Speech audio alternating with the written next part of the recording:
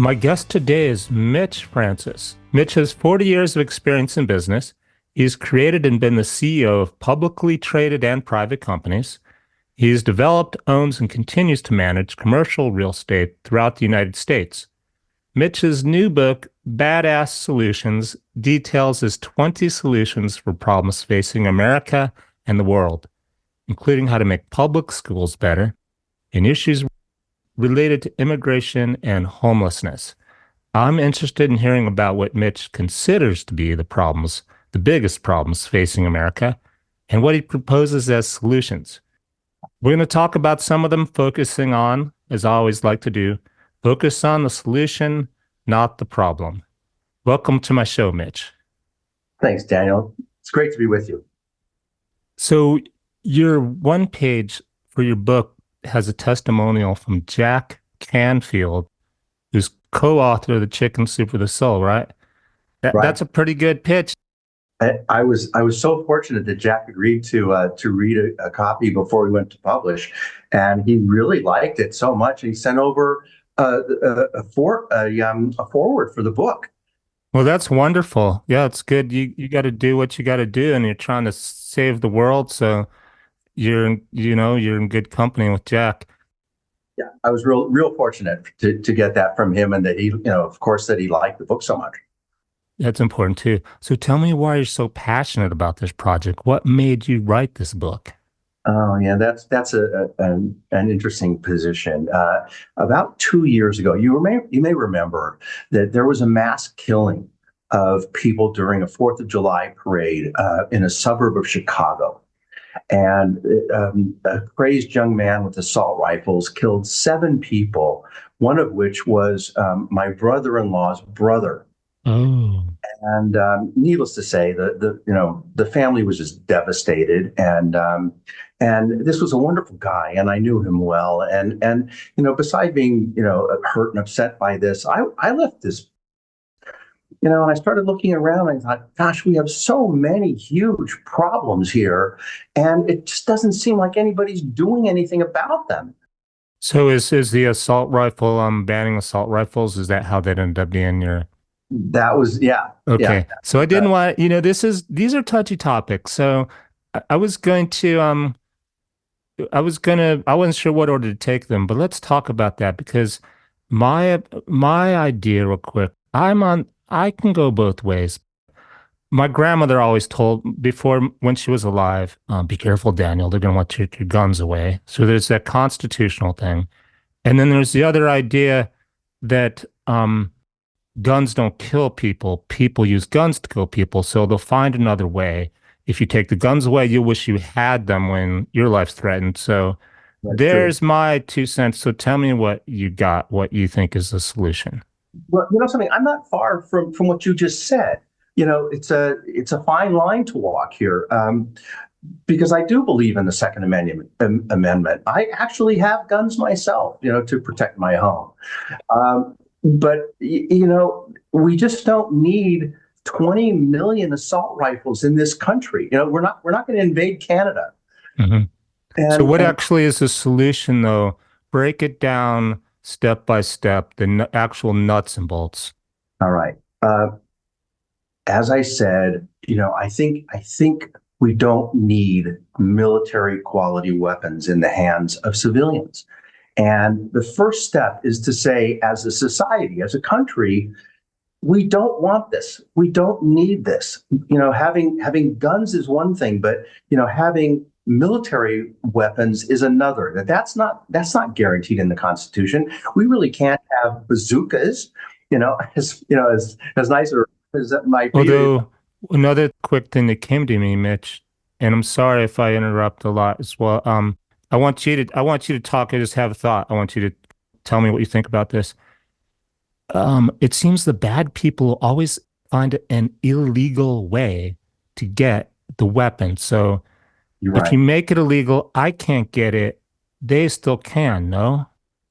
Well, it's possible that they can, number one. So, there is a black market for things like this that's awfully hard to stop.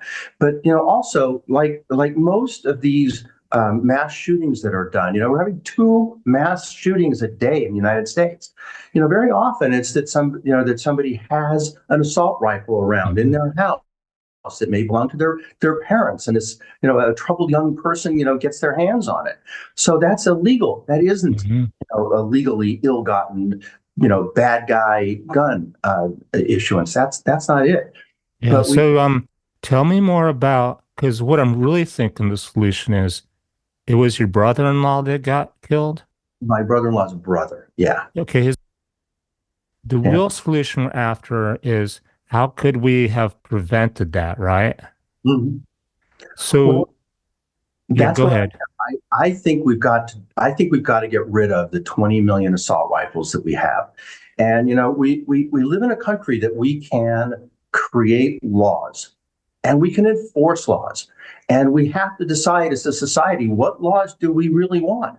I'm advocating a law that all assault rifles must be turned into the federal government. We know where they are. Like you started to say, 99% at least of all assault rifles were bought actually legally. So they're registered. We know who has them. We know where they are. So to say, now this is kind of draconian. This is a big deal. But we're real about this or we're not. I was really trying to think outside the box in terms of I'm painting a picture. I don't have any details. If you want to give me some, might be Here's helpful. the detail. Of of Here it of the scene where the shooter was that is. that shot his brother. Right. It's an idea I don't have the solution yet, but I'm thinking what we really needed is if we couldn't get rid of the gun because he got it on the black market, we need a way to know somebody has a gun and somebody that has the gun isn't in a mental place where somehow it's kind of like that Tom Cruise movie where he was accused of doing a crime he didn't commit. Thought police like knew he Uh, was going to do some bad with it, so we go and stop it, even though he has the gun. That right. kind of solution. Right. There are new laws and efforts to have lists of people, who are obtaining mental health support, things like that, or have had felonies or have had, troubles that get them on the list where they can't acquire the weapon. But what is happening very often, and it's been highlighted recently, where let's say a father has an assault rifle and the troubled son, takes the assault rifle and kills people. And now what's happening is that The father, other reason that won't work is back to the Tom Cruise movie. If the government wanted to target you so you couldn't have a gun, they could put you on the mental list even if you're not mental. So that's always around now. I think that's extreme. I don't have such little faith in our government. I don't see that Well, as it's not the government. It's a someone could target you personally. uh, I think that's certainly true, but we have to have safeguards. Certainly. So thanks for sharing the story about your brother. We can come back to this one because it's really heartfelt. You Yeah, probably wrote a whole book, but you wrote a whole book on this. How many problems do you have in your book? What's the 20, number? 20. 20 different problems. Okay. What's the next? We didn't get to my solution Oh, for okay. Sorry. Go ahead. I we make a law that you have to turn in the assault rifle that you have, and the government will give you the money back that you spent. And if you don't, you're going to go to jail for a year. Now that would give us the assault rifles out of the hands of everybody in the United States, except the military. And that's what we have to do. We have to just not be namby-pamby about, oh, we shouldn't have assault rifles. Well, you don't want them? Then let's use our laws. Let's use our courts. Get rid of them. And still keep your guns. Keep The your other guns. guns, Yeah. no long-term rifles, No. long distance rifles. Right. Short distance handguns are okay. Yeah, and even hunting rifles are fine, and shotguns are fine. It's these assault rifles that use this very high Oh, caliber. you're speaking to someone who is not familiar with guns to that. Tell me the difference. Because I don't, I'm sure I'm not the only one who doesn't, you say a rifle, I just think a long pointed gun. What exactly are you proposing? Well, an assault rifle uh, is actually military quality, where you have it's not just that it's a long gun, it's a rifle, but it uses a very high caliber bullet, Hmm. and it's very accurate at long distances. So snipers in military Oh, situations use an assault rifle. Soldiers on the I ground use see. the other thing about it is, as fast as you can pull that trigger, it's firing. And Like you a have these machine large gun. magazines that hold a lot of bullets. So you can kill men or hurt, So this is just, so people. this is the only class of weapon you're proposing. That's right. I see. And what are the opponents, those that you've talked to, I'm sure you have so far, who Mhm. other, what's their argument for not doing your solution? Well, I think that a lot of people say, I believe in the Amendment. I want to have a gun and protect my house and my family. And, if you take away assault rifles, well, what's next? You're going to come after the rest of my guns, or, Well, that's what I thought of too, is yeah. it's you've opened the door, right, to just Well, keep going with it. yeah, but I think that we citizens run the government. There's a wonderful general idea of my book, which I took from Mahatma Gandhi. I think we all need to get involved. We can all play a part in affecting change, in solving problems. Gandhi said, when the people lead, the leaders will follow.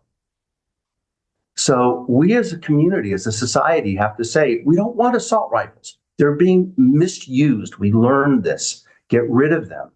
And we can create a law that just does assault rifles and gets them off the streets, get them out of the hands of would-be killers. And I think we'll be a lot safer. But how would you prevent the domino effect that people are worried about? Like, oh, well, they got rid of assault, and well, we still have mass shootings because now they're using this next gun. Okay, let's get rid of that gun. How would you Well, propose to? I think you can focus laws. We, who own this country, we citizens say, we want to keep guns. We just don't want to have military weapons in the hands of civilians because they've been misused and they're killing people, innocent people, every day. So And I this is assume the NRA is against you. what's that? National the NRA, Yeah, they would be against this, just they're and against all gun control. I think so. I think so. And I think that they shouldn't be. I think the NRA should say, we need to be responsive and responsible and react to problems that occur in the country here. And if most of the people don't want assault rifles and there's all this evidence that they're doing such harm, I think that the NRA should be a proponent for getting rid of them. I So don't in the NRA. case of your brother-in-law's brother being shot and killed, Yeah. if you had banned that gun, is there a possibility he could have gotten the next gun down to and still fired and killed people?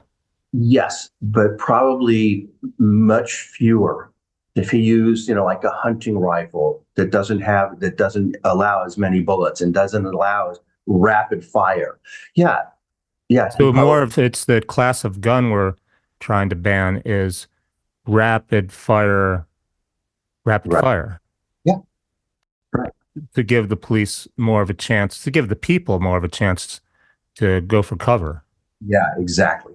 Hmm. Exactly. Fewer people will be killed and hurt for sure. But your proposed, I'm sure you have this on paper, so it's real clear.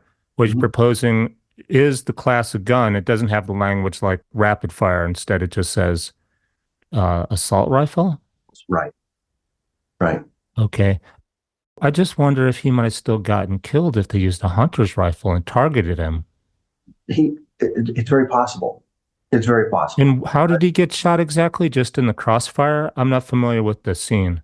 he would, all the people who were killed were just at a 4th of July parade, watching the parade. Oh, so he didn't have to aim except into the crowd. Exactly. It was random. He got onto the roof of a nearby building, and started firing. And Not to be against what you're proposing. I'm just trying to make sure the solution works. You could have picked any gun. He wasn't really aiming. that's so, yeah, that's true. And one shot would have he didn't need rapid fire. The first shot could have killed his brother. Yes. So Yes. we're still back to that's not the solution. Well, it's part of it. It's a part of the solution because, not only were 7 people killed, but there were dozens who were also hit. So many fewer people would have been killed and hit. So, I don't think that we're going to get rid of, and I don't propose getting rid of all guns, but the most lethal, the most dangerous, that is, just doesn't belong in the hands of civilians. That's what I'm proposing. And, it's the best I have. It's the best solution I have. And I think we've got to start somewhere. We've got. Well, so if you were to think for a moment, just Mhm. and it's a pipe dream, but just what would it be besides taking all the guns away? Yeah. What would another solution help me on this? What would another solution be so that nobody got killed or harmed in that same scenario? Picture the scenario and Yeah. imagine no one get harmed. What would we have to do to have that happen, short of taking all the guns away? Well, there are some other different things to do, like what you brought up earlier, the red flag of people who shouldn't have any access to guns. That's important. The waiting period to buy a gun, that's important. These things can save lives, both of those things. And there are other different things to do. I think we live in a very What's violent. the rest of the story? So this guy was he? I'm picturing like the JFK assassination. Someone's in a tall building, peeking out a window. Where was this guy with the gun? What was his profile? Where was he when he was making He the was on a shots? 2 or 3 story, the roof of a 2 or 3 story building, and just looked down on all the people, watching the parade, and just started firing. And did he have a history of mental illness or something happened to him? He's quit his job or something? Yeah, I think he's a very young man. I think he had some mental problems, and got a hold of an assault rifle, a legally obtained assault rifle, not by him, but he got his hands on it and started shooting. Where did he get it from? I think from his family. I think his family had it. And that's been happening more and more where, somebody in the family has an assault rifle, in the house, that somebody who shouldn't have their hands on it, get it. And that's what I'm saying. Get rid of these. Well, the technology is a bit away, but what I saw it in another movie. Uh, it was one of those alien movies where only the aliens can shoot the gun because the gun recognizes that it's them. You basically need some kind of recognition where, That could happen with artificial intelligence. Yeah, that could happen. But you'd have to retrofit, the 400 million guns we have in the United States. We have more guns than people. well, sure, but we still have the issue of even if you make it illegal to have a gun, not everyone's going to turn their guns in and people still get them illegally anyhow. It's a Yeah. long-term solution. Oh, yeah. Yeah, there's still downsides though to using technology versus an old-fashioned. The mechanics are going to work. I can protect myself regardless of Right. if the battery goes out or the software goes bad. Right. But listen, this is one of the 20 chapters. Okay, so They're let me ask you, not all this controversial, I can tell you. but they're not all non. I'm going out on a limb here on my channel, but you know what? I respect everybody's opinion. So at the Mm, end of the day, whether as a listener you agree or not, because half you will, half you won't. I think the most important thing for a peaceful society and to make us all happy and live together is let people say their opinion for crying out loud. you're right. Well put. Well put. I was going to ask you for the next one. You choose. Do you want to talk about what you think the biggest problem is in America and what people can do today, easy peasy, more effectively get rid of it? Or do you want to talk about another one that's most passionate for you? And what would it be? Well, I would say there's one problem that I see that's really global, and also it happens to be really passionate for me, and that is, the global warming is causing uh, the icebergs, the ice packs in Antarctica and Greenland to melt at a rate that would fill 20 Olympic-sized swimming pools every second. And nobody's doing anything about this. It's causing the ocean levels to rise. And And, what and is your solution? well, I found some very interesting facts, Daniel, that with all this water that's going in from the polar ice caps melting, it's actually just a small fraction of the water that's going into our oceans from just our 20 largest rivers. So if we channel just 7% of the water from our 20 largest rivers and move it to arid lands, we can actually stop the ocean levels from rising and at the same time use all that fresh water to stop hunger and thirst on our whole planet. It's an amazing potential. Okay, you got me off guard there because on your pitch for your book, the one page for your book, it says, stop the oceans rising Yeah, from melting polar caps. right. So is the problem the melting polar caps? That's what, when I thought you were talking about global warming, people are worried about the polar bears and ice caps melting. Or are you worried about the sea level rising? The sea levels are rising because the polar ice caps are melting. Okay, so the reason I ask is to find a solution to a problem, you first really need to go back to the Right, root problem, right. which is not the rising water, No. it's the ice caps melting. And it's even a step further back from that. It's global warming.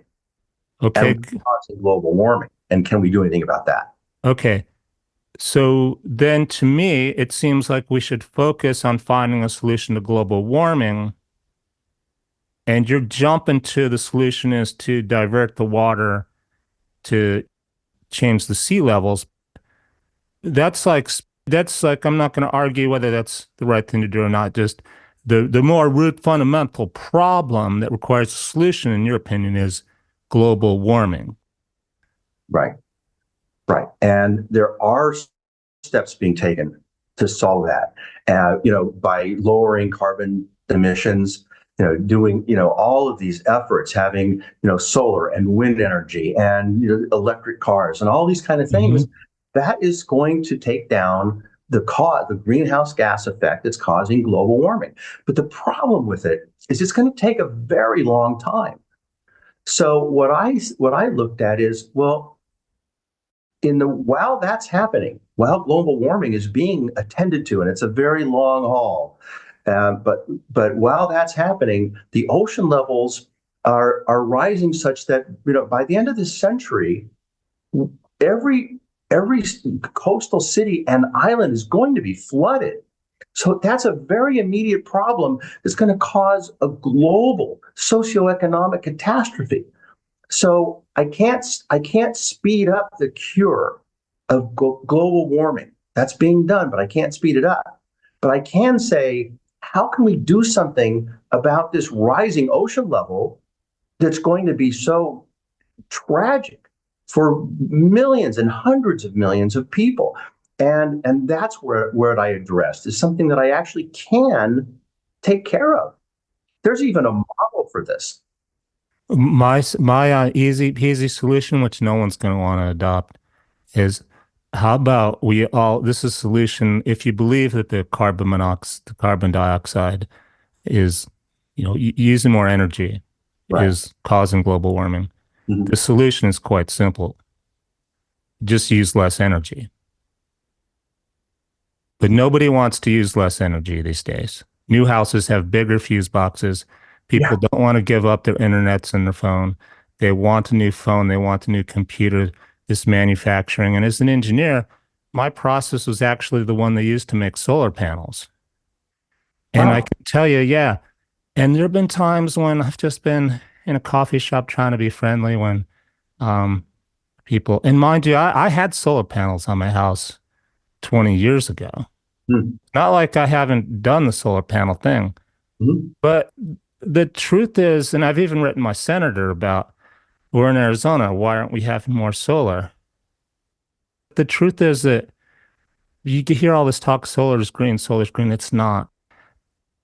We used the chemicals in the materials to make solar panels. The stuff is very toxic to the air and the water. It's not recyclable. And your solar panels, as soon as they're built, it's due to the technology. You're implanting atoms into silicon or the material, and they don't stay put to make the energy like an LED. Mm-hmm. Those LED bulbs and whatnot, same idea. Those atoms you implant to make the material work to make the solar energy, they move, they shift, eventually they leak. And doesn't so the thing's not going to last forever. You just put it in the ground, it's not recyclable because you've implanted toxic materials. And Mm-hmm. while you're doing so, you're polluting the air. When I was at Motorola, I was a new engineer when landed on my desk the air quality permit for this process. Mm-hmm. Is boron trichloride. Anything with the chlorine is a dioxin. It's very toxic. Yeah. Forget about the less toxic stuff, but anything with chlorine. So what does my boss do? I go, well, what am I supposed to do? We got to sign this for the city of Phoenix to say we're not polluting. We're gonna be allowed to do it. They're not gonna shut us down. We employ thousands of people. Sure. It's just a formality. But I've got to be the engineer to sign it. So I go, well, okay, how do I know we're not polluting? Well, my boss and his takes me up to this house like Willy Wonka in the Chocolate Factory, this huge 2-story air filtration system. And Mm-hmm. I'm like, okay, nice, kind of spectacular. How do we know it works? Well, the Right. manufacturer of the filter tech says it's 90%. Look, and all you got to do is take your equations, you're making stuff and out chemicals comes bad stuff, multiply it by zero point 0.1, and that's what's going out the stack. And zero point 0.1's okay. How do we know? Nobody could measure it. Nobody had measured it. Wow. I wouldn't, so which I wouldn't sign it. Now, at that time, I hadn't had 20 more years of experience with environmental stuff to know, okay, what I do is I go up on not that my boss would let me do this anyhow. Right. This is a complete spin-off in time but okay, which by the way means nobody, I will almost bet, pick your manufacturer of a solar panel or a computer chip, Intel, wherever, has done this to this Mm-hmm. extent. Mm-hmm. They're guessing. The only way to know is go up on the roof where the stuff goes in there, grab the air, Yeah. take that air, send it to a lab. Don't have them look for a certain dioxin or chemical. What's in it? Right. Sure. And of course, there's gonna be some in it. No air filter is 100%. At the end of the day, you're polluting the air with something. And this is all for the solar panel people. They think I'm a heretic. I'm not. I had solar panels. Has anyone done this to know the effect on the atmosphere and our health? And we Yeah. haven't. In the meantime, they're pitching these solutions to global warming. And I'm like, this is like the road to HE is paved with good intentions, Yeah. people. Right. How do you know we're not putting something new in there that's causing more problems or making the problem worse? It's horrifying. Anywho, I tangent, but the fact is, this is how few people have uh, have really considered all this when they come out with the solutions to the Right. global warming. And unfortunately, what they haven't seen coming is the only solution to global warming, if you believe carbon dioxide is the problem. Mm-hmm. Mm-hmm. The only thing, if you burn something, makes CO2, natural gas, whatever, Right. firewood, is nuclear power. In nuclear power, when I was a kid, this is how nerdy I am. I mean, I'm a 10. I designed a nuclear power plant in my bedroom on paper. Yeah. Out of textbooks at the library. Wow. I thought it was really cool. Colored pencils and everything. The nuclear reactor, the water, the That's cooling impressive. water, right? It's Wow. cool. Yeah. Not really good to get a girlfriend, mind you, when you're yeah, you're not going to get your first kiss And that you're way. okay with that. No, no, coming to my bedroom, really see what I'm working on. But anyway, thought it was great. As of course it turns out, uh, this is not my opinion. This is just think about it for yourself. It's not. How do we know? Look at Russia and Japan, just two nuclear reactors that have, Right. yeah, and we're getting that in America, and it comes over, and it's just not. There's no such thing safe. So this is what people are going to get, though. The government's going to give it to them as a solution. Right. Yeah. They're creating small nuclear power plants right now as a solution for all of the data centers that that are needed to run artificial intelligence. They consume an incredible amount of energy, and Yeah, they actually need their own small nuclear power plants. Is the new solution for that? I didn't know that. I did know nuclear. Nuclear is the only thing that doesn't make CO2 Yeah. besides a solar panel. And solar panels are not going to supply enough power. And besides them being toxic, and it's Yeah. just not going to happen. Right. So the only other out is use less power.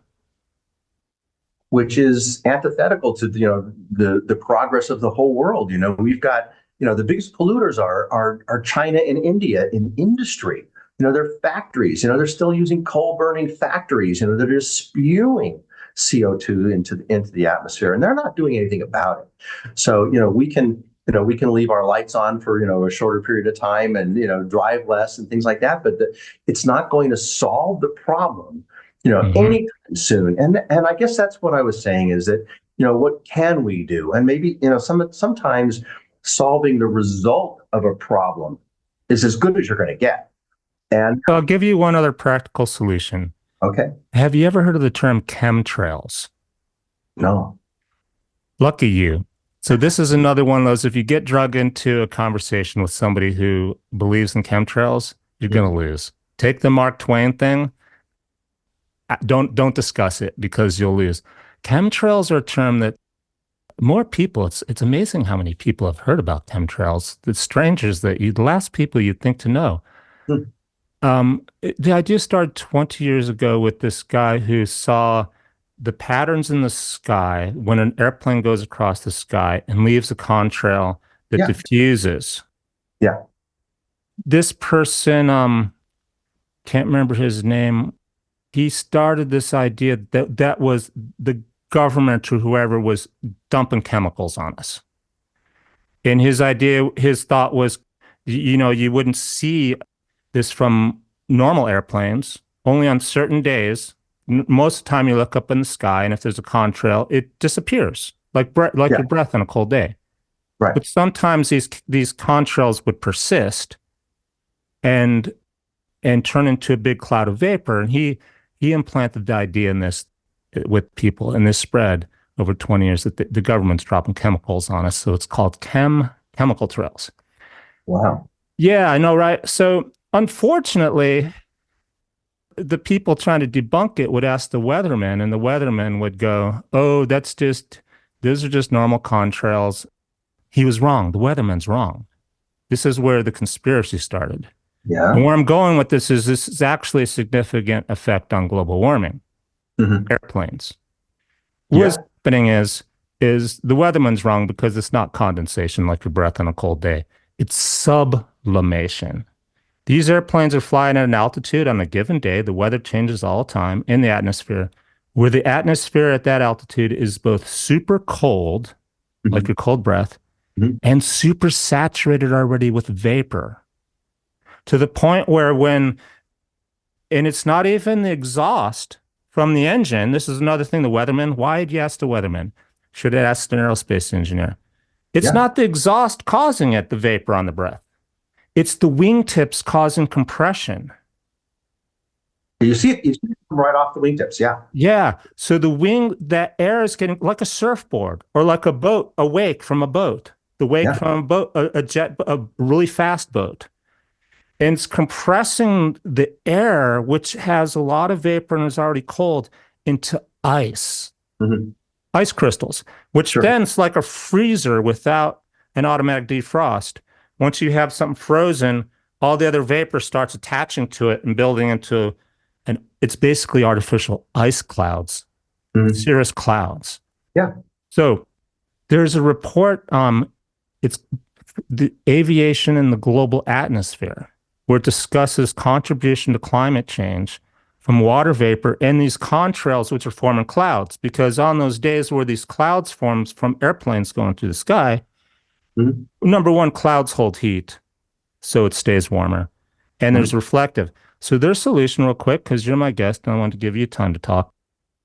You just brought up the something I'm kind of passionate about because I'm like, there's a lot of things to be done about global warming.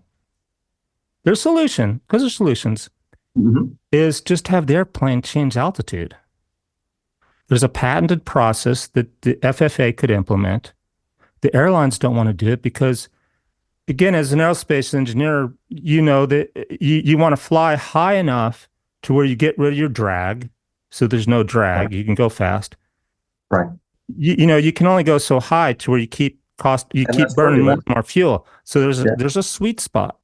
Yeah. And unless your flight's late and you're trying to get everyone to the gate on time, you don't speed up and burn more gas. You stay there. Well, they would have to change altitude, which means they'd burn more fuel, lose money. So you're saying at a lower level that the ice won't form as easily? Exactly. Yeah. They learned this back in the spy days, the where they were spying on Russia, whatever, and Right. At low level flights. Yeah. the pilot would go, "Oh, dang, we're in the spy plane, and we're flying at an altitude where there's ice crystals formed behind us from the wingtips. Change altitude." They would have mirrors on the side of the plane. That's really interesting. Yeah. Yeah, so they would change altitude. So that's all the pilots have to do, but one person's not going to do it. Everyone has to, and they don't want to do it. So the other way is really ironic for the people worried about the chemical trails. The other way, and I don't know exactly how this would work, it would pollute the atmosphere, is a fuel additive. A fuel additive. I guess it would work like antifreeze. Mhm. So that's really polluting there. But the simple one is just to change altitude, and it's patented, and all I have to do is implement it. And for those interested, I'll put it in the show notes where you can look at the aviation and global atmosphere contribution to climate change. It's a big one. That's really interesting. Really interesting. So where do the chemicals come from that attach to the ice crystals? Oh, that's the conspiracy theory. It was Yeah. Cliff Cornucopia Mhm. that made this up. And I thought, I'm not really sure you questioned, though, Mitch. That's conspiracy. There are no chemicals causing, or did you mean the solution, the chemical additive? No, no, from the term, the chemtrail. Oh, he just he see he didn't understand the idea of sublimation and that it's not water vapor that's causing it. It's not even from the engine. It's from the wingtips and compression. Right. And he didn't understand it's a supersaturated atmosphere at a low temperature Mhm. to where it's so easy for that compression to cause the water vapor in the air to form an ice crystal and then sublimation. So he just thought it was chemicals. And what he would do is he did it to me. I believed it for a little while I until I see. got out my high powered telescope with the camera and filmed it and started filming airplanes that he said were Wow. dropping chemical sounds. And then when I replayed the video on my computer, I'm like, oh, it's not coming from the exhaust or some tank dumping chemicals on us. It's coming from the wingtips. I thought you were saying that the chemtrails are a real thing. Oh no, no. Okay. That's what I thought you were saying. A lot of Okay. people do. Oh, And they don't even want to listen to me when I explain this how this works. I like your explanation a lot better. Anywho, moving on. What's your next biggest? And if you want to summarize real quick on how your water solution works, it's in your book. I'm going to have your book in the show notes. Okay, great. Well, you live in Phoenix, right? I did. My family's in Phoenix. I grew up there, went to college there. Yeah. Oh, terrific. There's a model for what I'm talking about. There's an organization called the Central Arizona Project. And they take still water from the Colorado River and take it 336 miles over all the terrain as high as 3,000 feet in altitude to Phoenix and Tucson to deliver fresh water to 5 million people there. So, And make it clear, Mitch, because I didn't know this for a while when I lived there. This is like the Panama Canal, right? They actually lift. yeah, Those canals lift the water to make it flow to Phoenix. It's not flowing to Phoenix on its own by no, that's right. gravity.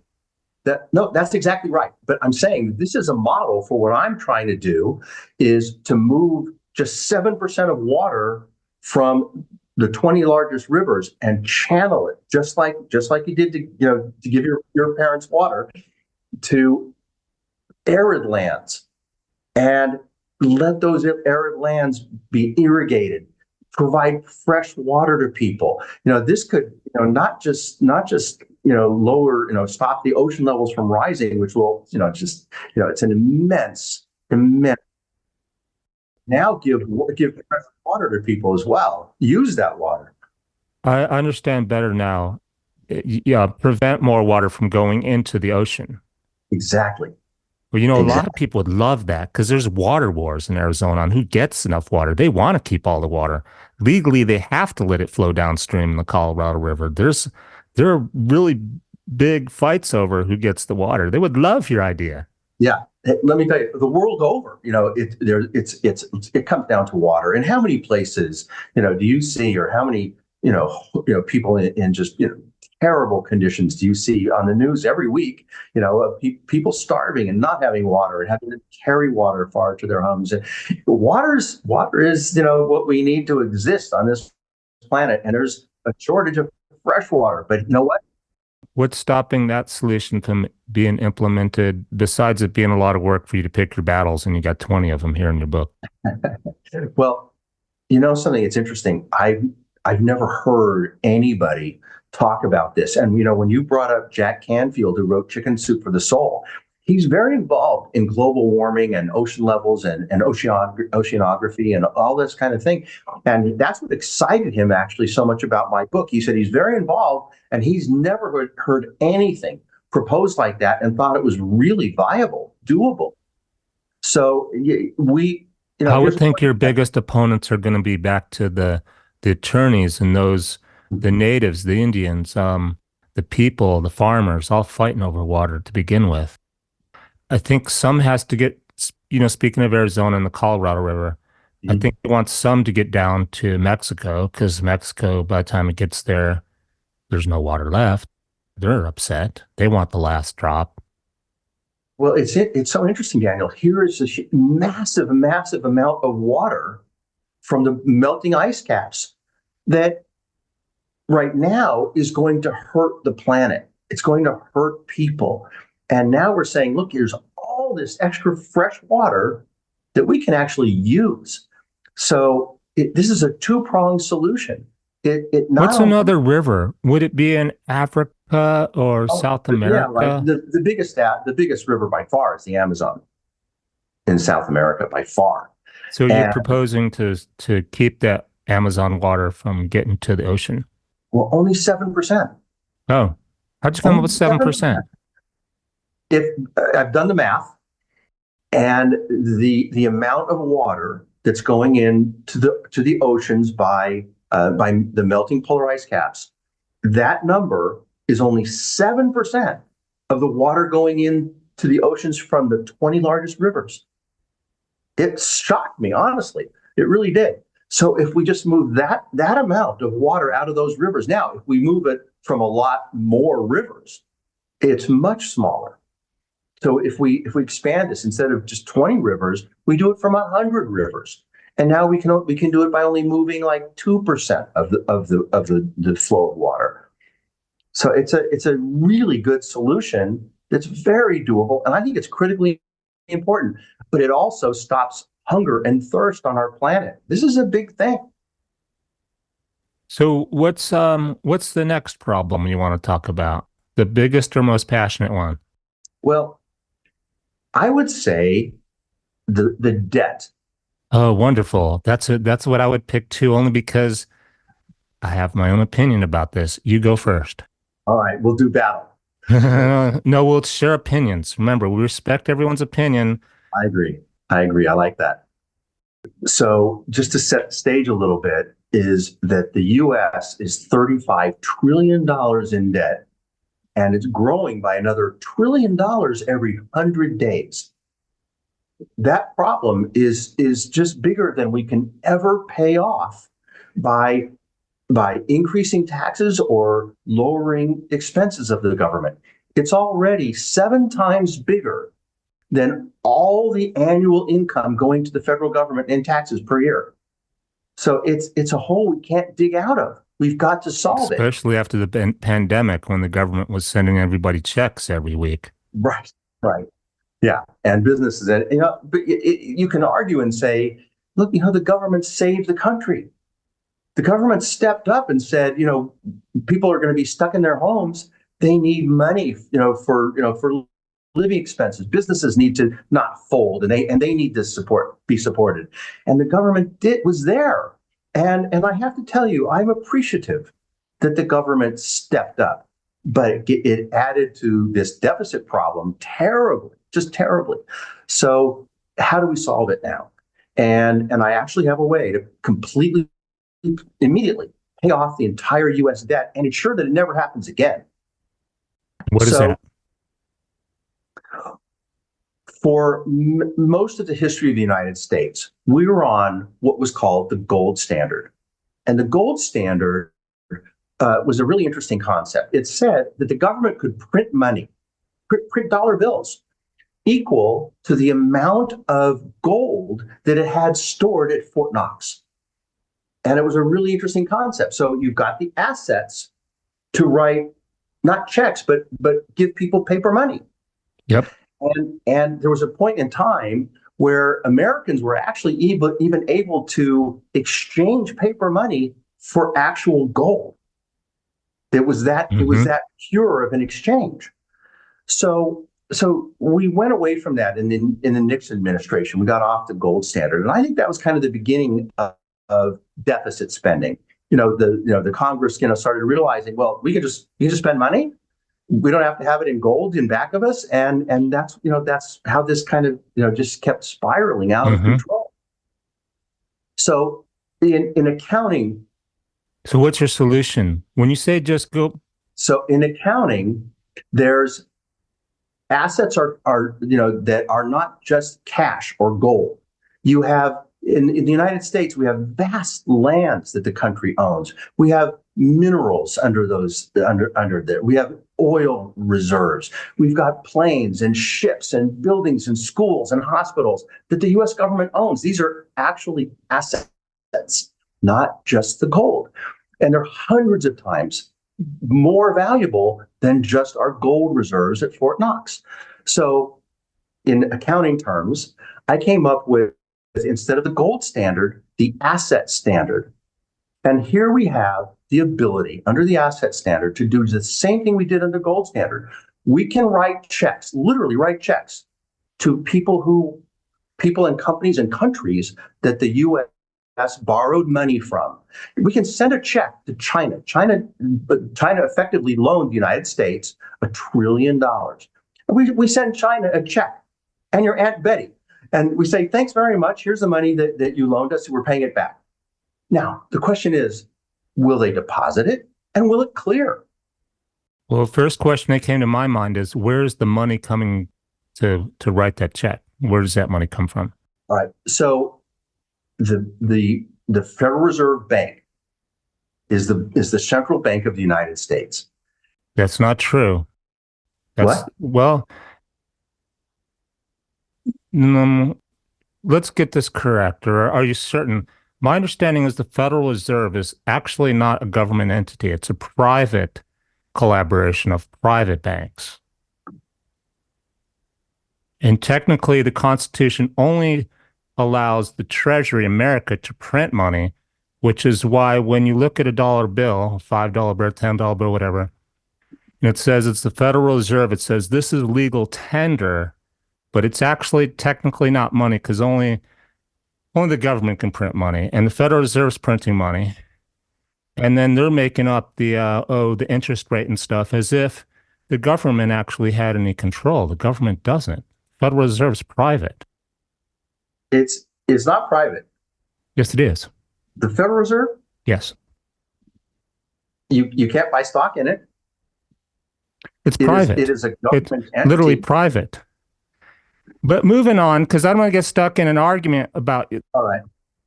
Okay, so let's say the Treasury or the Federal Reserve or the Federal Reserve Bank is the one who issues money on behalf of the United States. Okay, any of those entities. This is correct. This is correct. And that back to the administration you named, I'm not sure which administration it was before John F. Kennedy. One of the reasons I think JFK got assassinated was he wanted to do what you're saying. What more simply, he wanted to make it so that the US government actually printed money, not the Federal Reserve, because part of the problem is when the Federal Reserve prints money, we, America, have to pay the Federal Reserve, the bank's interest. Whereas if we were printing our own money, like the Constitution says, we wouldn't have to pay any interest. And the reason there's inflation is you can't pay off, if I lend you $100 and say it's 10% interest, and I print $100 as your accounting system with the gold standard says we do. But I say now, Mitch, I've got to charge you 10% interest. How are you going to pay me interest when there's only so much gold and there's no $10 more 10% money to pay me? Well, it's simple. The Federal Reserve just prints more money. But then the money you have is worth less, which is why we get inflation. And you can't solve the problem to pay off your interest unless you print more money, which causes more inflation. So JFK is very simple. Student loans, no interest. Why? Because the government prints the money and we give you the money and it's interest free. And nobody suffers because it's our money. When we have the Federal Reserve print the money, we have to pay them interest. So JFK proposed, I don't know if he used the word gold standard, but he's like, no, I'm going back to the Treasury prints money, not you guys. I think that's one of the reasons he got killed. That's a pretty heady concept that you have there. But what I'm saying is completely separate of that. I'm saying the government, whoever prints our money right now, which the Federal Reserve does. The Federal Reserve. So the Federal Reserve can say, just like they did under the gold standard, we can print money based on all the assets owned by the United States, not just our gold, and pay everybody back that loaned money to the United States vis-a-vis its Treasury securities. And we send a check to China for $1 trillion, and they'll cash it. So, Mitch, I'm not being critical. I'm trying to understand your process. So keep that in mind. This is not, if I sound critical, I'm not. Okay. I'm trying to understand. It's how my mind works. I break it down. I try to picture it. So I'm with you when we say we take our gas, our natural resources, whatever, and we go, these are valuable like gold. Now we're on the standard where assets are what we base our money on. Right. And so we write them a check connected to these assets. Are we not essentially, I'm thinking as I speak, are we not giving them our assets then? And then where does additional money come from? Back to this interest. How do we do borrow and spending and interest if now we've used up all our assets to write the big check? We're not giving away assets. All right. So go back to gold standard. So you've got this gold here, and the government gives you a $10 bill, $10 paper money, because it's got that same $10 worth of gold, right? So the government can give you a $10 bill. You with me? Mm-hmm. And so let's pretend it's worth $1 billion. I'm just making numbers up. $1 billion or trillion. Let's pick a trillion. A lot of money. Trillion. I don't know. What's a gazillion? Let's just say $1 billion. All the assets are worth $1 billion. I know $1 billion's not much anymore, but let's just pretend it is a lot of money. Okay. And how big a check are we writing the foreign nations? We owe $35 trillion. But it's not just to foreign nations. It's to individuals. You may have They have treasury. Do this, Mitch. Walk me through the real example for your solution. How much we owe and how much you think our natural resources are worth. We owe $35 trillion. We know that number. It's almost 36 now. We owe $35 trillion. To who? To who do we owe this to? Now, if you ever bought treasury notes or treasury bonds, U.S. securities as your own investments, if and that's in your account at Schwab, or China loaned $1 trillion to the U.S. buying treasury bonds, treasury securities from the United States, and so it's all individuals all over the world. The safest investment in the world is U.S. treasuries. Okay, so let me ask you this: if that's true, U.S. treasuries are the safest investment you can possibly make. How is it we could be $35 trillion in debt and we're not bankrupt? That's a really important question. We just print more money. What? We just print more money. The Federal Reserve does for us. Why are we not bankrupt? If we're $35 trillion in debt, how can we also have the safest, strongest economy and the treasury securities are the safest investment? You're a developer and a CEO of a lot of companies. Bankruptcy only means when I can't borrow money to pay the bills I owe. If I'm not there yet, then I'm not bankrupt yet. I'm only bankrupt when I can't get more money. Cannot borrow money if you don't have assets. Well, we can. The Federal Reserve just prints more money. We do it all the time. Well, okay. You go to buy a house, your bank. You just gave it to me. They can borrow. The Federal Reserve can borrow money because, and nobody's talked about this, because we have all these assets of the federal government. Nobody mentions that, and that's all I'm saying. We are safe. We are secure because the U.S. is so strong, because we have so much in assets. And all I'm saying is let's use those assets to write checks to pay off our debt. We're not taking on any more debt. We're just writing checks against our assets. A government can do that. That's what we did with the gold standard. All I'm saying is expand. Now, I'm thinking outside the box a little because that's one solution. What's another one? And one that came quick to mind. Help me with this one because I'm sure there's. Why can't we just do this? You'll tell me, Mitch. Okay. So it is my make-believe world real quick. We go back to the government prints money.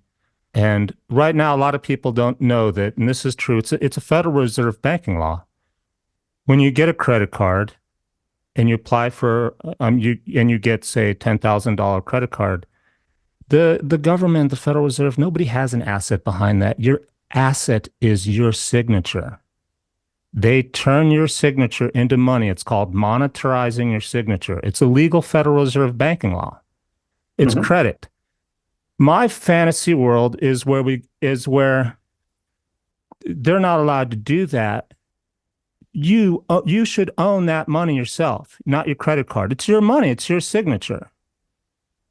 And so it's credit. You don't need to have an asset. Your asset's you. Your asset's you're saying, I'm going to pay this back somehow.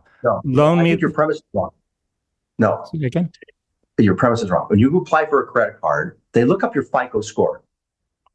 And your FICO score is based on your credit history. And also, to get credit, it's if you go to get a car loan, they not only look at your FICO score, but they also see what other assets you have. Do you own a home? Do you have what's in your bank account? And they say, yes, we'll give you a car loan. Yes, but that's not what I'm speaking of. I'm speaking of where the get a credit card. It's based on that FICO score that's already established on you, your credit worthiness. Yes, it is, but that's not where the money comes from. The money comes from monetizing your signature. They don't have the money to loan you until you give it to them by monetizing your signature. It's a legal Federal Reserve bank law. The way I know this is, I know it sounds crazy. Short story. I have a friend who was going bankrupt. He wanted to pay his bills. He couldn't because of the interest. A lot of people get into this conundrum, right? It's Sure. like 20% all of a sudden. It's shocking how much credit card can all of a sudden, like you can't get out of the hole, right? Even if you're trying to pay your Exactly. bills.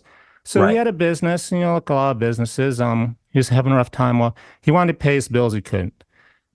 So he's having to declare bankruptcy. And he knew about this, how this money's created, monetizing his signature. And it wasn't bothering him until he's like, well, I can declare bankruptcy or I can sue my credit cards. So he sues his credit cards for fraud. Now, it's not fraud to monetize your signature. That's illegal Federal Reserve banking law. You can look it up. What's fraud is, and this is why now when you get a credit card and a lot of other kinds of loans, they'll say you can't sue us, you can only go to arbitration. Because he was able to sue them for fraud at the time. This is 20 years ago. The fraud part was it was not disclosed in the contract with his credit card, which you have a contract with your credit card company when you sign it. That wasn't disclosed in the contract that they were monetizing his signature. That's the fraudulent part. We went to court in Portland, I think, Oregon, is where we're living.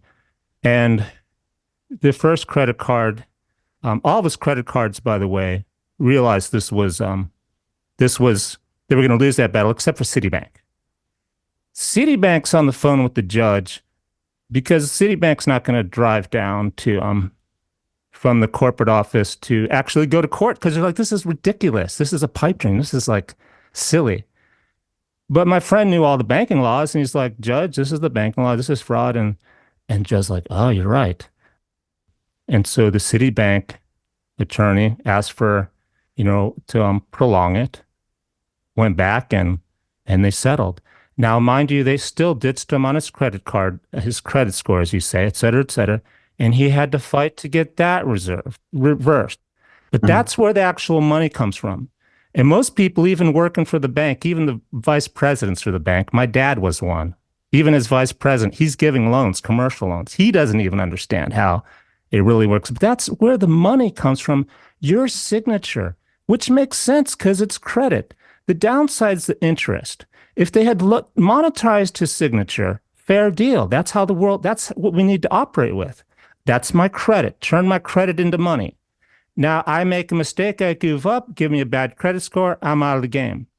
If I do good, I shouldn't have to pay you back interest. I shouldn't have to pay you back interest. It's my money. I should pay you back how much of my credit I used till I'm back at the limit.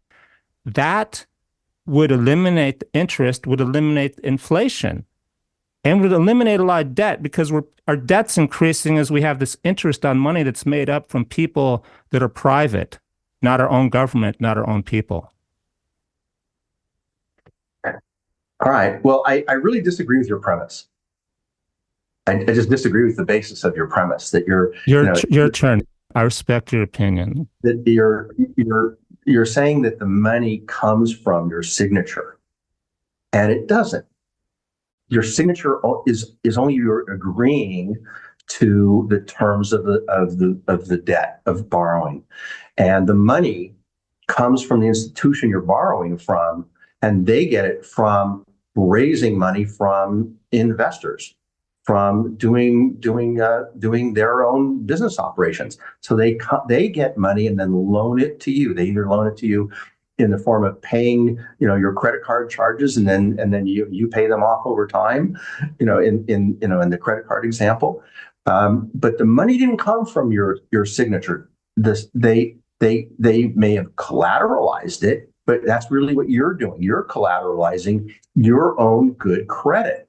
So I hear what you're saying. I understand, how you're envisioning the law, but the reality is different about where the money comes from. It doesn't come from your signature. So anything else you want to add on that before we go on to the next thing in your book, the next biggest issue you're passionate about? I think we covered the most ones that we're going to have the most, almost, global warming. Didn't want to touch that one. The debt, I think a lot of people, whether they agree or disagree with me, hopefully they'll go look it up on both sides of what we said. How about public schools? That's a good Is that good? Okay. So that's a good first one. thing I want to kind of like ask you about global warming. Set me straight on this, what your actual problem is, because you have make public schools better and heal the rich poor chasm. Before we talk about making schools better, which is a great idea, I wanted to understand how you think making schools better will equalize the rich poor chasm It's important. Yeah. because um because you can go to a better, worse school, there's still going to be a rich poor chasm. I don't think the rich poor chasm is going to be fixed by having better public schools, what I'm saying. All right. Let me get there. Okay.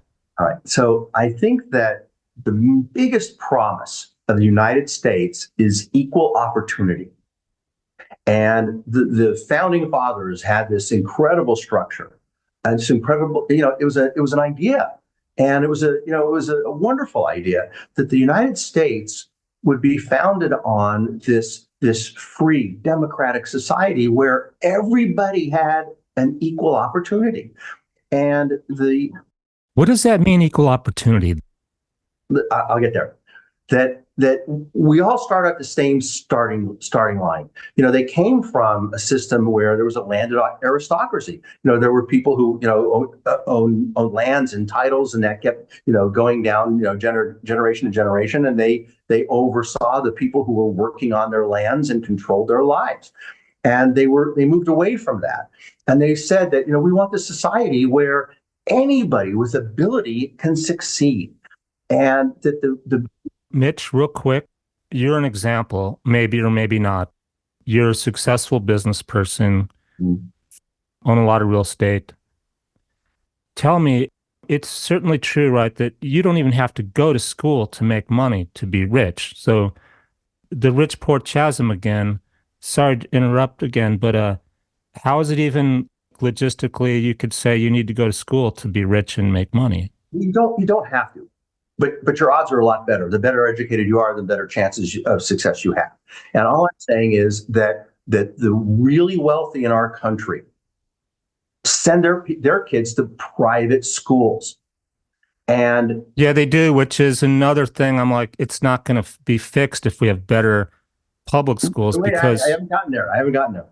So they send their kids to private schools, and they get the best education. Now, I'm not saying there are good public schools, and there are a lot of parents who really give a damn and get really involved in their public schools. But all in all, if you take kids who are in good private schools, they're going to their starting line is way ahead of kids in public schools when they go out to go to a good university. the super rich, though, they go to the Ivy League schools. They could take economics and get a job paying the millions of dollars because they know people. They got connections. It has nothing to do with quality of their education. Yeah, but you got to deliver. I mean, you can't just be an idiot, and get into a good job and not perform.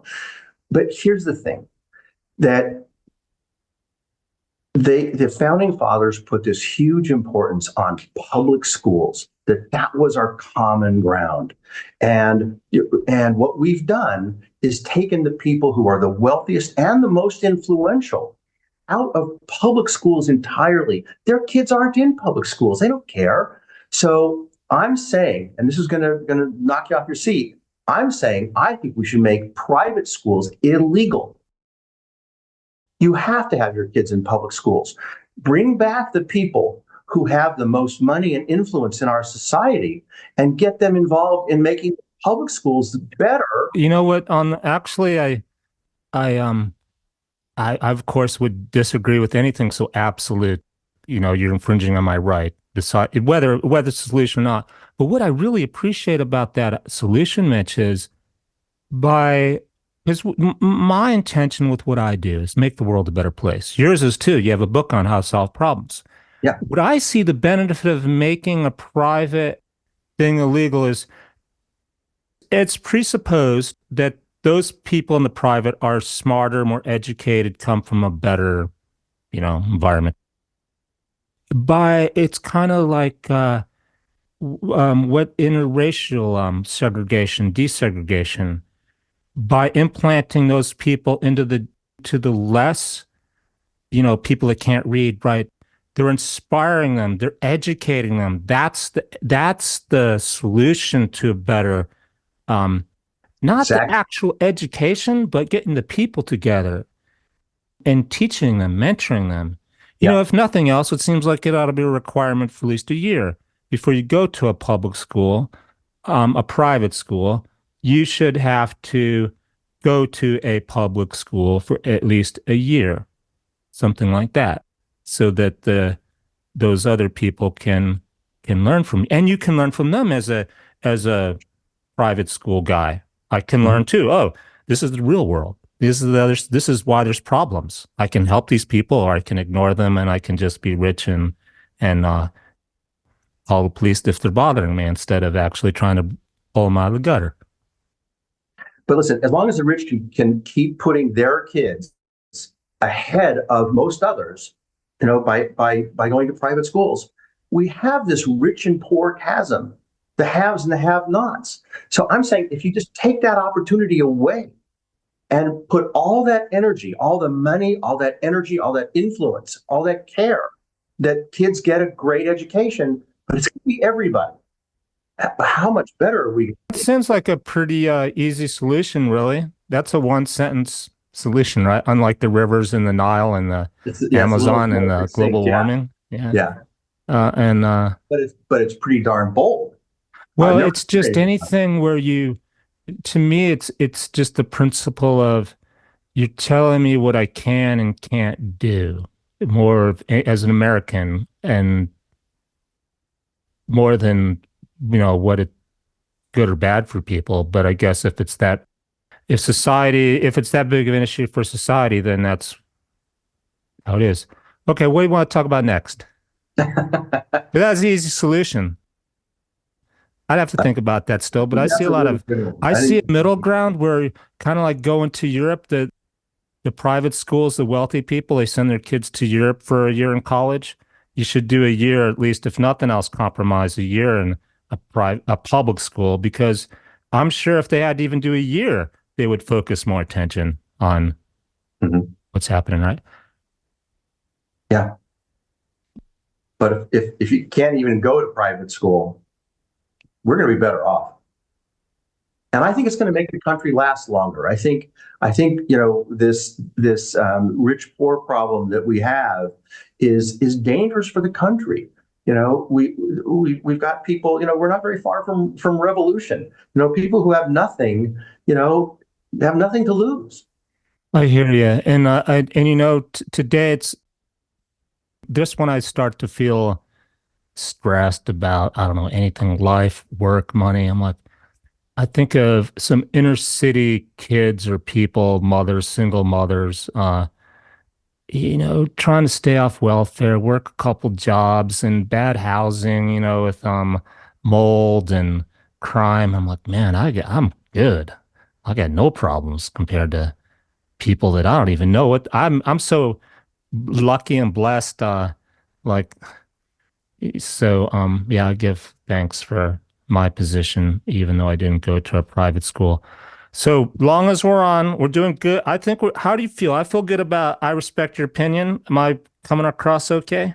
Absolutely, and I yours. Okay, And perfect. So we're going big now. okay, Well, bigger because I'm from Arizona, and let's talk about going down your list, resolving the problems with immigration. I'm going to tell you my background real quick, and then I'll let you speak. I understand a little bit. I've lived in New Mexico where they give illegal aliens driver's license, even though I can't get one as an American. My sister-in-law is Mexican, 100%, lives in Arizona, where we have the huge border crossing issues between Mexico and America. mhm. Ironically, she completely agrees with, I'm like, what's the solution? Enforce the existing immigration laws, Daniel. That plain and simple. I'm like, well, yeah, that's pretty common sense. Why wouldn't you not, if it's a law, enforce it? And so I think there's already a solution. It's not a problem. What's your take on it? No, I completely agree. The structure is there. So I completely agree. And I think that the biggest issue is, well, what do we do with all these people who came illegally? What do we do with them? Trump is saying, he wants to deport almost all of them. And I have a problem with that. You're dealing with human lives. People are, The suffering. And deportation, we have experience with that when we used to in Arizona have the best people to work on the side, landscaping, construction. They were illegal. They were illegal. They did great work. yeah, But then it came to where the Sheriff Joe Arpaggio, this is like 10 years ago, or 15. So it's in the past, but it's still kind of a theme still. mm, When he was threatening to deport them all, guess who went back first? mm, All the people who were scared to get rounded up, they were illegal, but all the good people, the honest, hardworking people, people, yeah, guess who stayed? All the bad people, the criminals, the right. people who would rob you and beat you up and steal and everything else. Uh, Well, that's exactly it's exactly the opposite of what we have to go for, and I couldn't agree more. And I think that we do have to deport people who are dangerous to our society. I totally agree with that. But there's I think when the government holds the gate open and says, "Come on in," I think that's tacit approval for people to be here. And they come. These are poor people who want a better life from where they came, and I understand it, and I feel very compassionate toward them, and I think that the government was wrong for doing that, and we've got to do what you said: enforce the laws that we have, close the gates, control the borders. But the people who are here, I think, unless they're a problem, we've given them permission to be here. And I don't think I don't think you can deport them. I think well, not it's exactly. I think totally. you're speaking of something different when we welcome them in versus they illegally cross in. I'm speaking of the illegally. So no, I am too. No, I am too. We But did not welcome them in. We did not. Those no, people we did not welcome. we didn't welcome, but we opened the door and closed and turned around and said, yeah, yeah, if they come in, they come in. And I mean, that's tacit approval that the government let people in. And I just feel badly, for people Well, who. not exactly because we didn't let them in exactly. We're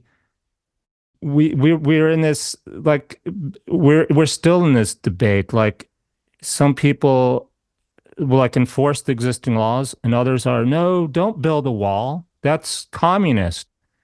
I mean, we're fighting amongst ourselves. We didn't really let them in as a unit. It's you're saying communists build a wall to keep people in. We build a wall to keep people Okay. Okay. Huge topic here that's kind of close to my heart because I respect women. You say resolve the abortion issue, quote, satisfactory for both sides. I'm not clear on what satisfactory or both sides is. In my opinion, a woman owns her body. It's kind of like if women were to say to men, we will solve the issue of men wearing beards. It makes no sense. What is this about? What do you mean resolve the issue of abortion satisfactory for both sides? out. Well, we've had a civil war over this issue in the United States for 50 years. You've got polar opposite views on this. You have more religious type people who are what they call themselves pro-life. They're against abortions. It's against their own systems and faith.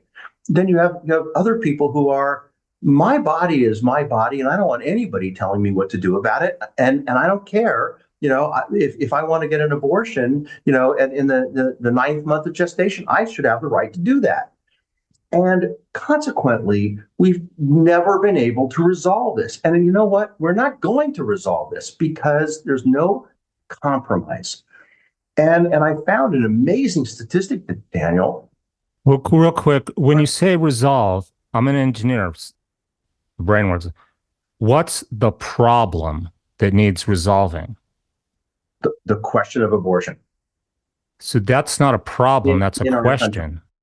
I'm thinking out loud now. We have a problem because you have some people trying to legislate, certain, one way or the other. That's a problem for people in our country that never goes away. The problem just never goes away. So the problem itself is we haven't agreed on an issue.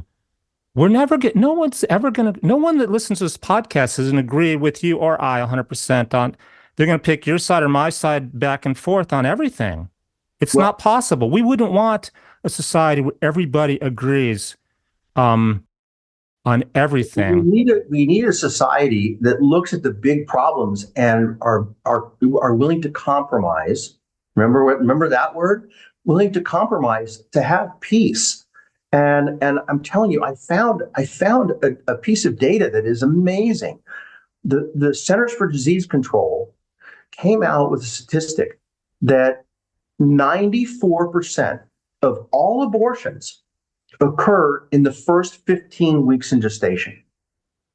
And it just so happens that the majority of These are women that are really clear cut, whether it's rape or I can't have a kid right now.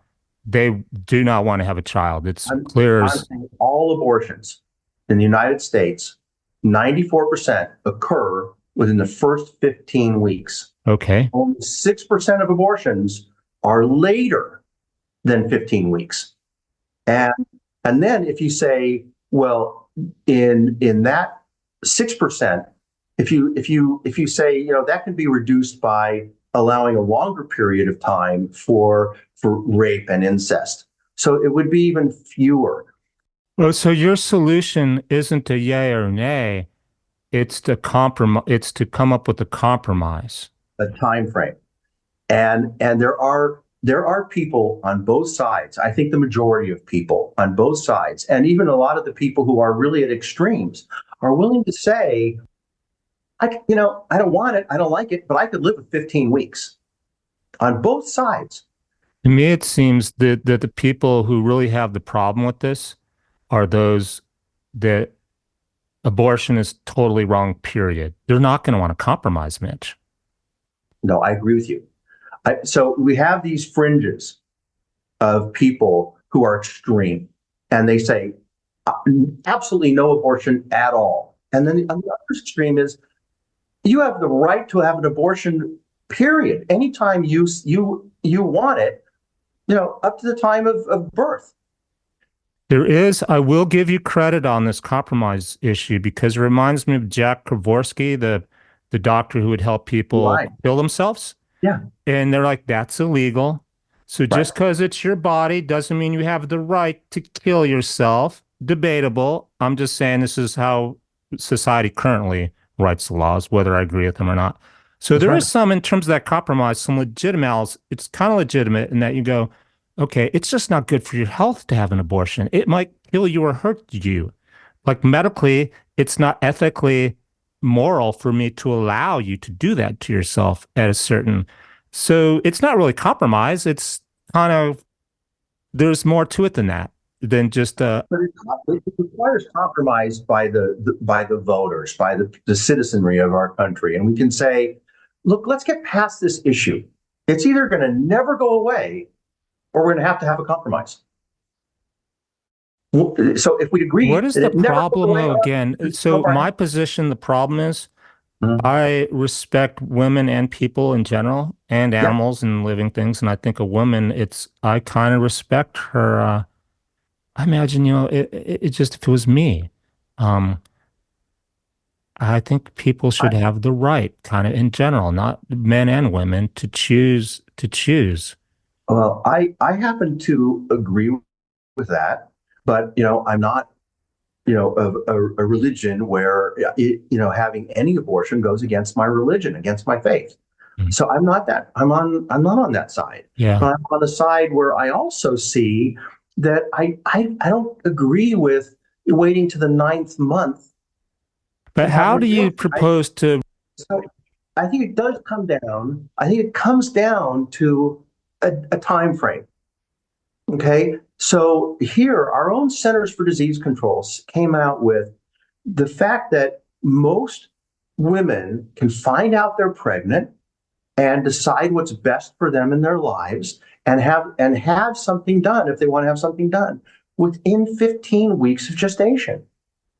But let me And ask you, Mitch, that's a great compromise point. you've done the research, so let me ask you. Yeah. I I kind of think it doesn't matter what you suggest, 15 weeks, 5 weeks, 20 weeks. The people that are really battling, maybe it's based on faith or what they believe is right or wrong. It's a yes or no for them. The opposition that wants to be no is going to be no, period. Correct? Right. Yeah. So how do you propose to win them over? Well, we're governed by majority rule. And I think that given these facts, the vast majority of people in our country are willing to say, yes, let's move on from this. You just brought up another problem, though. This is the problem for this solution you're proposing. It's an obstacle for your solution. Yeah. It's the Supreme Court. And this is a place all through my childhood and my young adulthood, I had respect for our system, Supreme Court. When let's face it, the bottom line is the Supreme Court justices they're put in there by the president, their party. They're biased and they're not going to play this the way it should be played, as somebody supreme should. They're going to do what they personally think. And that's the problem. Well, you know something, that we can skirt that right now, because what happened in their ruling on Roe v. Wade was they said it's not a constitutional issue. Okay, they said that individual states and even the federal government can create the law about this. So they left that door open, which is what's happening right now. Is individual states are coming Yeah, up I with, know. It really hurts some states. If you're a woman in yeah, certain states, yeah, you're basically out of luck right now. right, right. But it also left the door open for all of us to get together and say, you know what? We can get behind, Mitch's idea here of 15 weeks and have the federal government have a new law that says 15 weeks is okay in the United States. And that would supersede state law. Well, the federal government always supersedes state law. Federal law supersedes state law. Okay, so now I'm seeking clarity. Circle back to summarize for me. I thought it was always a federal government issue, which is why I went to the Supreme Court, and I thought it was always a federal issue. I am familiar with how more recently something changed and certain states were allowed to ban abortion. That was the ruling.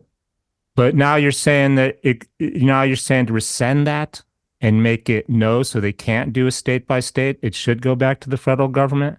No. I'm just saying if the federal government passes the law, it by definition supersedes state law.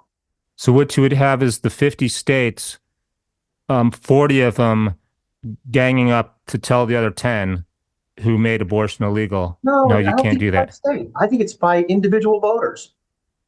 Or even, even I guess, maybe it is by state, because this would be done in Congress at the presidency. Right. So we write to our representatives. Goes back to what I said earlier. When the people lead, the leaders will follow. By Gandhi. Sure, but you're going to get the people. We want. You're going to get the people from a state that banned abortion, those population, they're going to write their senators and say, make abortion illegal, period. You're going to get the people from the states that go, this is common sense, the little women make decide. They're probably already doing that. But we have laws by majority. And you're right about that. But let's move on to another issue. Extreme states are going to have to succumb to the federal law that was passed by the majority of Americans. I'm good with that. I'm really good with that. We got to move on.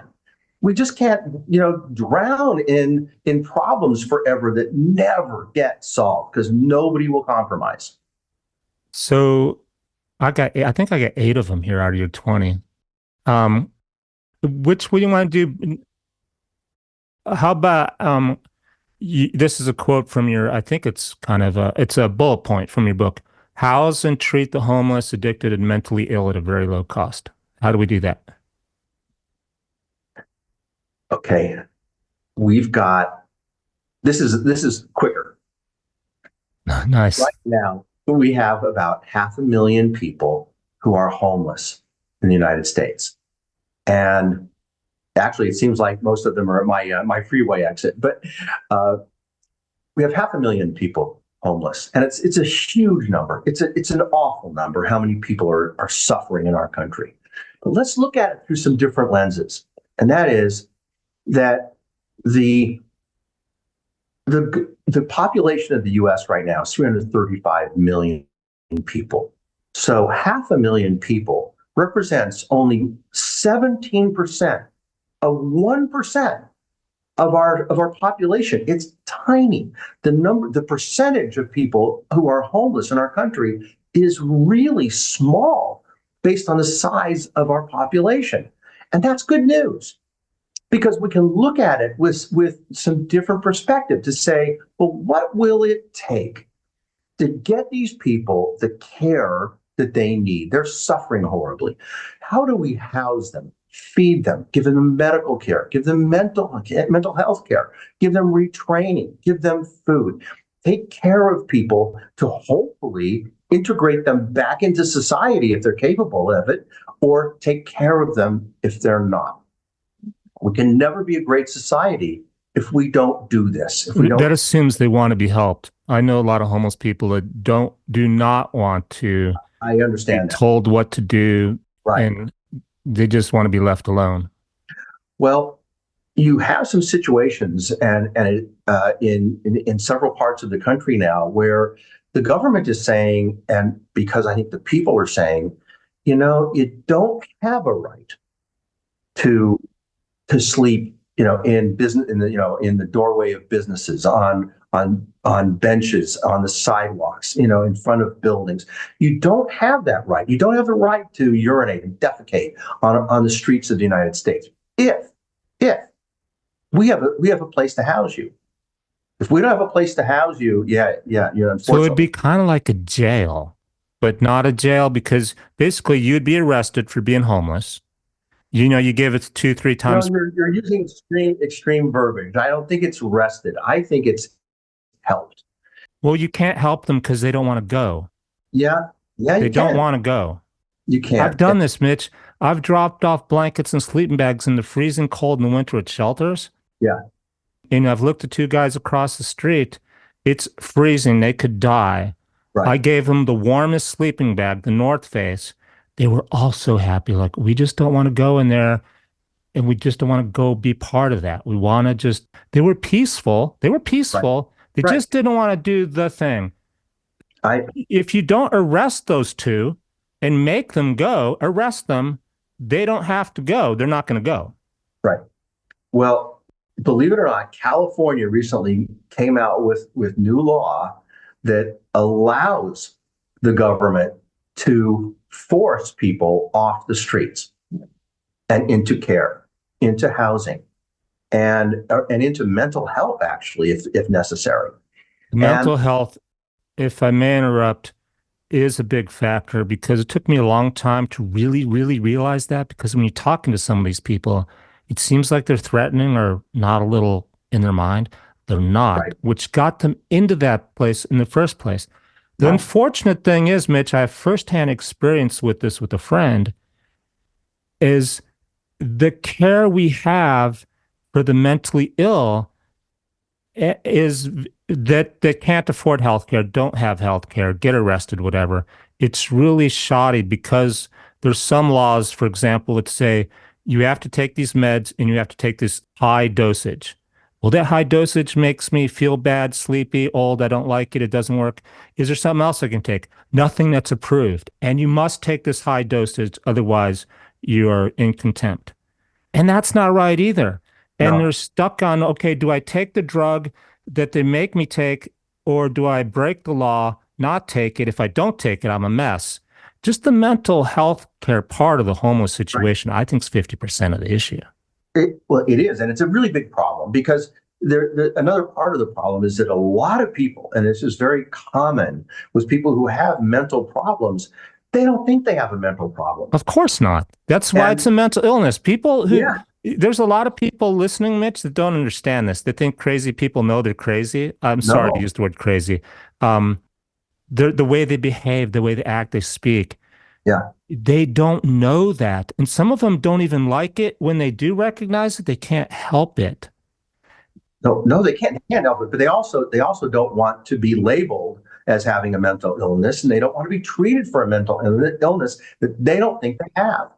And what California just did is to say, unfortunately, we need the society needs the right to be able to provide help for you that you need, even if you may not think you do. And it's a big, big problem. It's a slippery slope Yeah. because again, back to the same friend, he knew he needed help. He just didn't want the help they wanted to give him. It was not actually the best for him. Mhm. He was as good not taking it as taking it. Either way, it was an extreme. He was a zombie when he took it. He wasn't productive for society. Taking it, he couldn't work when he took it either. He just wasn't walking around the streets talking crazy, but he would have to be in bed all day. Wow. The the problem with laws, with any law that says you must do something, it has good intentions, but there's a lot of bugs to still be worked out. Not the ideal situation. Right. Right. No question. And then there's a societal choice of allowing people to determine their own fate, by living on the street and like you said, and unfortunately be crazy, and be in the way of other people. I hate to, it's a tough concept to say, these people are in our way, so let's get rid of them. We're not just trained, it's not trained that way, but if you flip it to say, we need to help people who need help, and maybe they can't even decide that they need help themselves. That's a So would your solution kind of look like the Salvation Army, except it's a government entity? You ring the doorbell and go, help me. I don't know where to start. no, it's it would certainly be government or government sponsored on a really big scale. And the money involved, I guess, is the biggest issue that I've been able to come up with. That the money is so small to help 500,000 people that we can't not do this. If it Well, costs let's talk five about thousand dollars a year, if it costs $25,000 a year for 500,000 people, that's $12.5 billion a year. I mean, that's a rounding error. That's a day and a half. For the federal government, that's a day and a half of interest payments on our debt. We've got to do this, even if it's double that.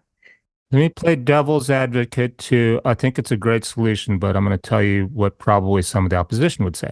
Mhm. And I kind of agree. I'm not mentally ill. I didn't just lose my job unexpectedly and go on hard times. Because those people, to be honest, they find a way. They're resilient.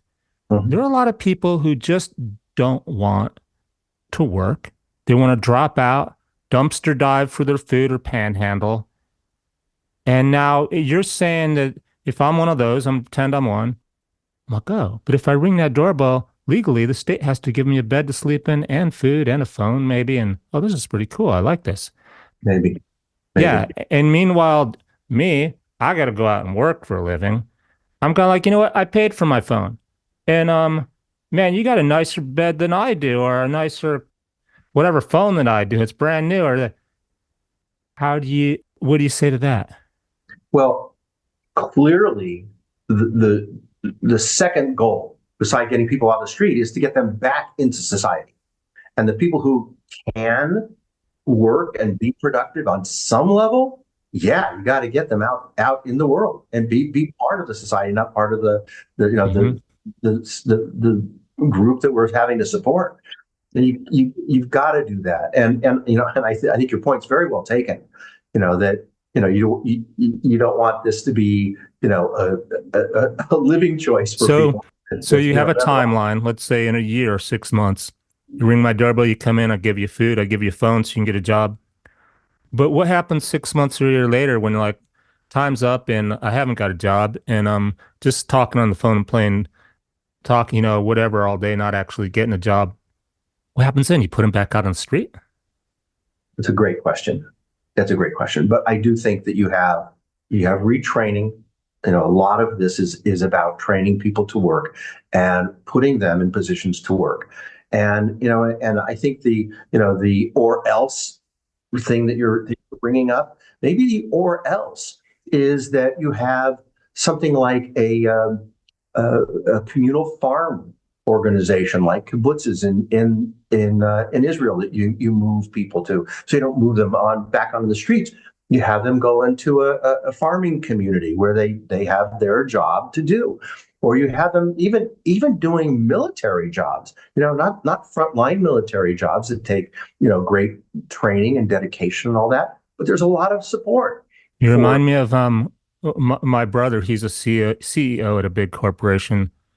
I told him he should write his book, but he's like, no, my company probably wouldn't appreciate that. It's built in America, or his one of his solutions for this was for the economy, for manufacturing in America, made in America, Yeah. was give the employees housing, support the employees like you're saying.